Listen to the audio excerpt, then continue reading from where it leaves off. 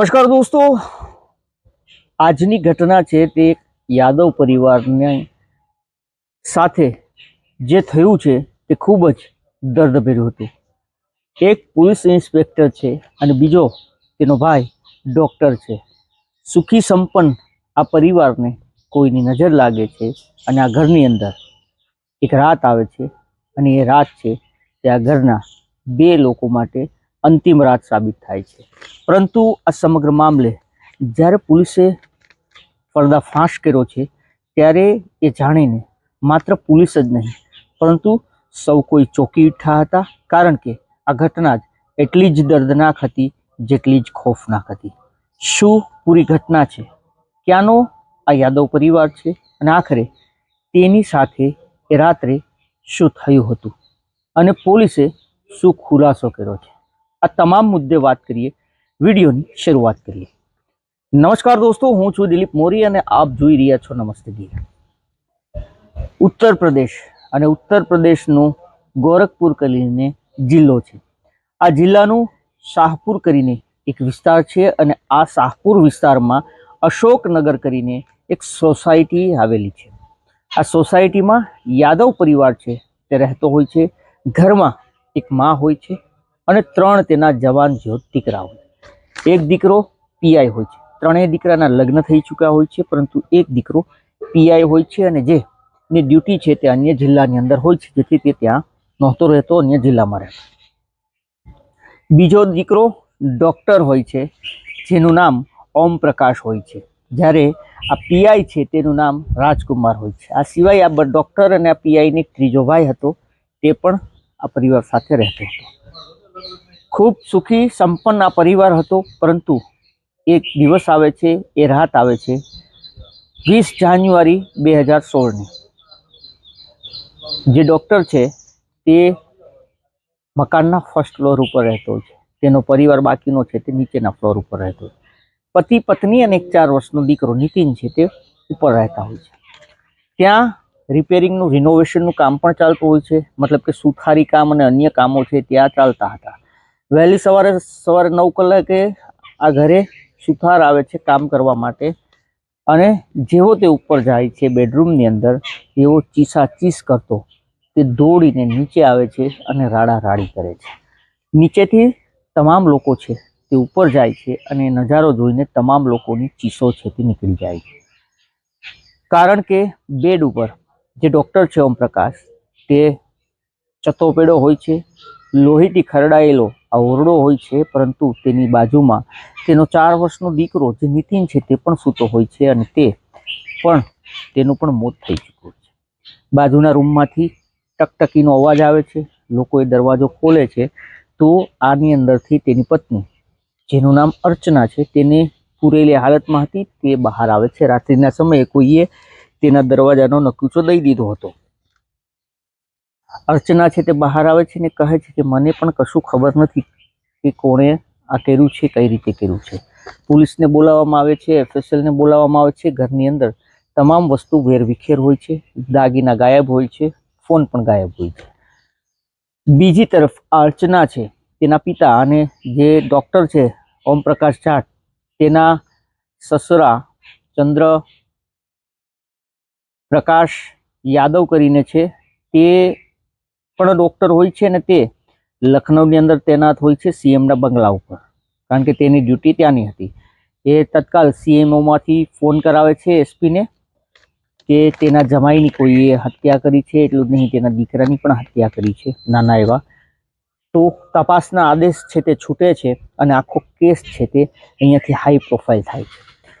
પોલીસને લાગતું હતું પ્રાથમિક દ્રષ્ટિએ કે લૂંટના ઈરાદે કોઈએ હત્યા કરી છે, પરંતુ પોલીસને એ પણ લાગતું હતું કે હત્યા કરી છે તો પછી બાળકને શું કારણે મારી નાખ્યો છે, અને બાળકની પણ હત્યા કરી છે તો શું કારણે તેની માતાને જીવતી રાખી છે. આ સવાલ છે તે પોલીસને કોરી ખાતો હતો. તેના જવાબ પોલીસને નહોતા મળી રહ્યા.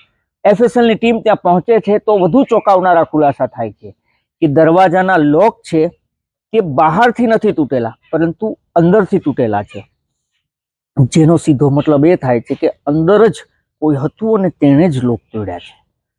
આખરે પોલીસ આ સમગ્ર મામલે તપાસ શરૂ કરે છે, પૂછપરછનો ધમધમાટ શરૂ કરે છે, પરંતુ પોલીસને અર્ચના પાસેથી કશું જાણવા નથી મળતું. બીજી તરફ હવે જે ઓમપ્રકાશ છે ડૉક્ટર, તેની માતા મતલબ કે બાગેશ્વરી દેવીની પૂછપરછ પોલીસ કરે છે. તો બાગેશ્વરી દેવી કહે છે કે 2007ની અંદર મારા દીકરાના સિંગાપોરમાં લગ્ન થયા હતા. એ લોકો NRI હતા, મૂળ ગોરખપુરના હતા, પરંતુ તે લોકો સિંગાપુર રહેતા હતા અને તેની જે ઘરવાળી હતી 6 મહિના લગ્નને જીવન ચાલ્યું, પરંતુ તેને અહીંયા ફાવ્યું નહીં એટલે છૂટાછેડા થયા. 2009ની અંદર અમે ફરી લગ્ન કર્યા અર્ચના સાથે. અર્ચનાની સાથે લગ્ન થયા બાદ તેનું જીવન છે તે ખૂબ સારી રીતે ચાલતું હતું, પરંતુ ઘરમાં ખૂબ કામ રહેતું હતું. બીજી તરફ અર્ચના છે તેણે 2012ની અંદર એક દીકરાને જન્મ આપ્યો, જેનું નામ નીતિન રાખવામાં આવે છે.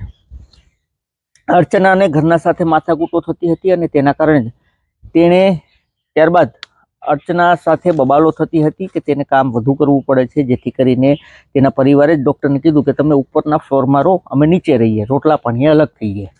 તો આ રીતે ચાલતું હતું. 2016નો દિવસ આવે છે અને આ જે બાગેશ્વરી યાદવ છે તે પોલીસને કહે છે કે અર્ચના અહીંયાથી જ્યારે અલગ થયા ત્યારબાદ સતત તે ફોનમાં રહેતી હતી. કોની સાથે વાત કરતી હતી, શું હતું, એ જાણકારી નથી. પોલીસ અર્ચનાની પૂછપરછ કરે છે, પરંતુ અર્ચના મોં ખોલવા તૈયાર નહોતી. હવે પોલીસ માટે મોટો પ્રશ્ન એ હતો કે આખરે છે શું.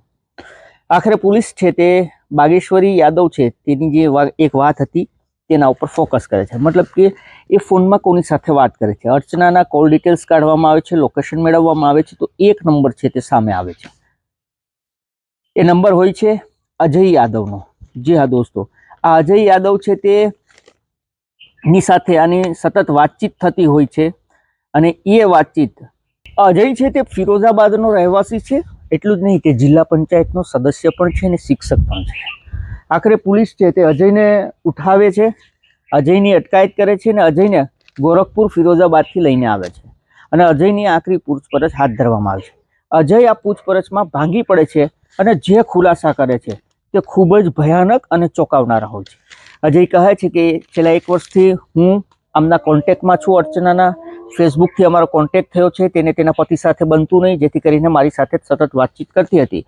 અમને એકબીજાને પ્રેમ થયો અને હવે અમે એકબીજા લગ્ન કરવા માંગતા હતા. અર્ચનાના પિતા છે જે દીપચંદ યાદવ, એ લખનૌમાં રહે છે, જેથી કરીને અર્ચના મને મળવા માટે લખનૌ આવતી હતી અને અમે એક રૂમ રાખીને ત્યાં રહેતા હતા. પરંતુ જ્યારે ડૉક્ટર છે ઓમપ્રકાશ તે ઘરની બહાર હોય છે ત્યારે મને ત્યાં મળવા માટે એના ઘરે જ બોલાવતી અને ત્યાં ઘરે એવું કહેવામાં આવ્યું હતું કે અમારા કૌટુંબીજન છે. અને અજય છે તેની સાથે છેલ્લા 2 વર્ષથી આ અર્ચના છે તે અલગ રહેતી હતી. એ બંનેને ઝઘડાઓ થતા હતા, તેના કારણે તે બીજા રૂમમાં સૂતી હતી અને અજય છે તે અને તેનો દીકરો અલગ રૂમમાં સૂતા હતા. આ 20 જાન્યુઆરી 2016નો એ દિવસ આવે છે. લગ્નની મને ઓફર હતી, અમે બંને લગ્ન કરવા માંગતા હતા, પરંતુ અજય છે તે વચ્ચે આવતો હતો, ઓમપ્રકાશ છે તે વચ્ચે આવતો હતો અને તેના કારણે તેને અમે પતાવી દેવાનો પ્લાનિંગ કર્યો. હું લખનૌથી એક હથોડો લઈને અહીંયા પર પહોંચ્યો હતો રાત્રિના સમયે. અમે બંને સંબંધો બાંધ્યા અને સંબંધો બાંધ્યા આ સમયે એ દિવસ એટલા માટે અમે પસંદ કર્યો હતો કે એ દિવસે એક એનિવર્સરી હતી, કોઈની પાર્ટી હતી આ લોકોના કુટુંબમાં અને આખા કુટુંબને ત્યાં આમંત્રણ હતું, જેથી કરીને આનો આખો પરિવાર છે ત્યાં હતો અને આ ડૉક્ટર છે ઓમપ્રકાશ એ પણ તે પોતાના દીકરા સાથે હતો. અર્ચના નહોતી ગઈ, તેણે બહાનો કર્યો હતો કે તે બીમાર છે. ડૉક્ટર છે તે વહેલો આવી જાય છે કારણ કે અર્ચના એકલી ઘરે હોય છે અને તે આવીને સૂઈ જાય છે. ત્યારબાદ અર્ચના તેને ચેક કરવા જાય છે કે તે સૂતો છે કે કેમ. એ સૂઈ જાય પછી મને 12 વાગે બોલાવવામાં આવે છે એના બેડરૂમમાંથી, અજયના બેડરૂમમાં, અને હથોડો છે એને મેં એના માથા ઉપર ફટકાર્યો. ડૉક્ટર ત્યાં ઢળી પડે છે, નિંદરમાં તે મોતને ઘાટ ઉતરે છે. પરંતુ આ નજારો છે તેનો 4 વર્ષનો દીકરો નીતિન છે તે જોઈ જાય છે, જેથી કરીને તે પોતાની મા તરફ ભાગે છે અને પોતાની માને પાછળ સંતાઈ જાય છે.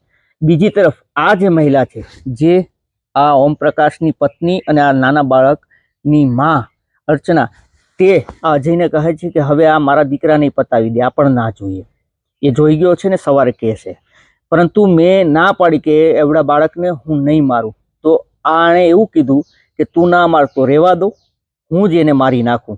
અને એને ગળું છે તે દબાવીને પોતાના દીકરાને મોતને ઘાટ ઉતાર્યો. ત્યારબાદ અમે ફરી એક વખત આ મકાનની અંદર સંબંધ બાંધ્યા અને ત્યારબાદ મકાનનો તમામ સામાન વેરવિખેર કર્યો, એના ઘરેણાં અને મોબાઈલ અમે છુપાવી દીધો જેથી કરીને લૂંટ લાગે. ત્યારબાદ મેં અર્ચનાને અંદર એક રૂમમાં મોકલી અને બહારથી લોક કરી દીધો જેથી કોઈને એવું ન લાગે કે અર્ચના આમાં સામેલ છે. અને ઘરના નકુચા છે તે અંદરથી જ અમે તોડી નાખ્યા છે જેથી કરીને આખું લૂંટ દેખાય. જોકે પોલીસે આનો ભંડાફોડ કર્યો છે, પર્દાફાશ કર્યો છે અને આ બંનેને કોર્ટે આજીવન કેદની સજા આપી છે. પરંતુ દોસ્તો સવાલ એ છે કે આ અર્ચના છે તે પ્રેમમાં પડે છે અને પ્રેમમાં પડ્યા બાદ આ અર્ચના જ પોતાના પતિને તો મોતને ઘાટ ઉતારે છે પોતાની ઈચ્છાઓ પૂરી કરવા માટે, પરંતુ 4 વર્ષના માસૂમને નથી બક્ષતી. આપનું આ તમામ મુદ્દે શું કહેવું છે આપ જરૂરથી કમેન્ટ કરીને જણાવજો. અને આવા જ અવનવા વિડીયો માટે આપ અમારી યુટ્યુબ ચેનલ નમસ્તે ગીતને સબસ્ક્રાઇબ કરો. અગર વિડીયો ફેસબુક અથવા ઇન્સ્ટાગ્રામ પર જોતા હોય તો ફોલો કરો. ફરી મળીશું. ધન્યવાદ.